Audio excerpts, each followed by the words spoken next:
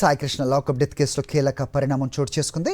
కాసేపట్లో నలుగురు constables custody ముగినుండగా చివరి నిమిషంలో టాస్క్ ఫోర్స్కు సిట్ నుంచి పిలుపొచ్చింది. సాయికృష్ణ తీసుకొచ్చి కృష్ణలంక పోలీస్ స్టేషన్లో అప్పగించిన టాస్క్ ఫోర్స్ ఎస్ఐతో పాటుగా కానిస్టేబుల్స్ను ప్రశ్నిస్తున్నారు సిట్ అధికారులు. 4 రోజులుగా సాగుతున్న విచారణలో కానిస్టేబుల్ సమాధానాలు దాటవేస్తున్నారు.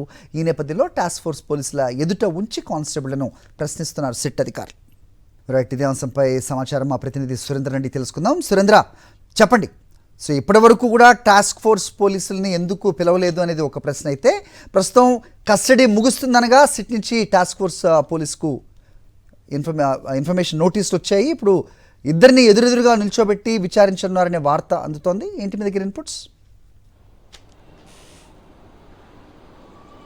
అరే, సాయికృష్ణ కేసులో మార్కాపురం నుంచి సాయికృష్ణ తీసుకొచ్చి కృష్ణలంక పోలీస్ స్టేషన్ అప్పచెప్పిన తర్వాత టాస్క్ ఫోర్స్ సంబంధించిన కానిస్టేబుల్ ని సిట్ ఇప్పటికే విచారించింది. వాళ్ళ దగ్గర నుంచి కొంత సమాచారాన్ని కూడా సేకరించారు. ఆ సమాచారం ఆధారంగానే సీఏ నాగరాజు, అదేవిధంగా కానిస్టేబుల్స్ అశోక్, నాని, సాంబయ్య, అదేవిధంగా బాబు 5గురిని కూడా విచారించిన పరిస్థితి కూడా కనిపించింది.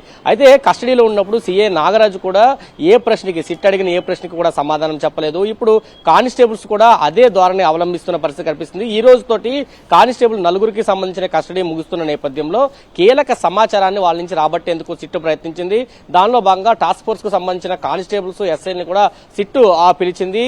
ఏదైతే మార్కాపురం నుంచి తీసుకొచ్చి కృష్ణలంక పోలీస్ స్టేషన్ లో అప్పచెప్పినట్టు ఏవైతే ఫోటోలు తీసుకున్నారో, తర్వాత అటాచ్మెంట్ ఉందో ఆ అటాచ్మెంట్ ఫోటోలతో పాటు ఈ కానిస్టేబుల్స్ కూడా ముందు పెట్టి ఎవరైతే కృష్ణలంక పోలీస్ స్టేషన్ లో అశోక్, నాని ఉన్నారో వాళ్ళు ప్రశ్నించినట్టయితే తెలుస్తుంది. వాళ్ళ నుంచి కీలక సమాచారాన్ని రాబట్టే ప్రయత్నం చేశారు. అయితే ఈ 4 రోజుల పాటు జరిగిన కస్టడీలో ఏ రోజు కూడా ఏ ప్రశ్నకి కూడా సమాధానం చెప్పలేదు. నాగరాజు పూర్తిగా నాకేమీ తెలియదు, పూర్తిగా సాయికృష్ణకి సంబంధించి మార్కాపురం తీసుకురావడం కానీ, తర్వాత బయటికి వెళ్ళడం కానీ, తర్వాత జరిగిన పరిణామాలన్నీ కూడా పూర్తిగా కానిస్టేబుల్ పర్యవేక్షణలో జరిగే వాళ్ళకే తెలుసు, నాకేమీ తెలియదంటూ చెప్పాడు. ఇటు కానిస్టేబుల్స్ కూడా సీఏ నాగరాజు ఏ విధంగా చెప్పాడో మేము అది చేసాం తప్ప మిగతా అంశాలు ఏవి కూడా మాకు తెలియదంటూ కూడా చెప్పిన పరిస్థితి. అసలు ఏ కేసులో సాయికృష్ణ మార్కాపురం తీసుకొచ్చారు, తీసుకొచ్చిన తర్వాత ఎందుకు బయటకు తీసుకెళ్లారు, ఆర్ఎంపీ డాక్టర్ ట్రీట్మెంట్ ఎందుకు చేయించారు, తర్వాత జరిగిన పరిణామాలు కృష్ణలంక పోలీస్ స్టేషన్ జరిగిన పరిణామాలు అన్నింటి మీద కూడా ఇప్పటికే సమాచారాన్ని రాబట్టారు కొంత సిట్ అధికారులు. అయితే ఎక్కడ కూడా సమాధానం చెప్పకపోవడంతో మళ్ళీ టాస్క్ ఫోర్స్ కు సంబంధించిన కానిస్టేబుల్ పిలిపించి వాళ్ళెదురుగా కొన్ని ప్రశ్నలకి సమాధానం రాబట్టే ప్రయత్నం చేశారు. ఎందుకంటే ఆ కేసులో వాళ్ళు చాలా కీలకంగా ఉన్నారు.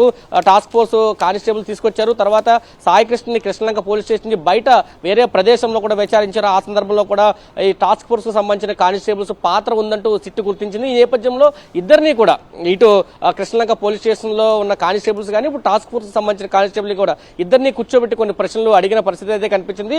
మరికొద్ది సేపట్లోనే కానిస్టేబుల్ 4గురికి సంబంధించిన కస్టడీ ముగుస్తున్న నేపథ్యంలో వాళ్ళని విజయవాడ ప్రభుత్వ ఆసుపత్రికి వైద్య పరీక్ష నిమిత్తం తీసుకెళ్తారు. అక్కడి నుంచి కోర్టులో హాజరుపరిచే అవకాశం అయితే ఉందని చెప్పాలి. Hari, okay, thanks for the inputs Surendra.